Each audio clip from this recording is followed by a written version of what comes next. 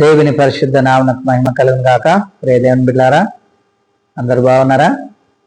మంచిది. ఈరోజు దేవుని యొక్క వాగ్దానం పరిశుద్ధ గ్రంథంలోంచి మత్తయి సువార్త 5వ అధ్యాయము 6వ వచనాన్ని చదువుకుందాం.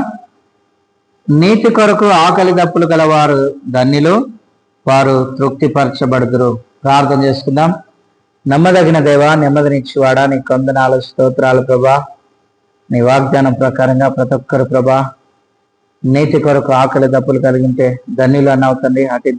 అటు ధన్యతను పొందుకుంటూ అయా నీ కృపలో తృప్తిపరచబడుతూ నీ సన్నిధిలో వర్ధిల్లుటకు సహాయం చేయండి.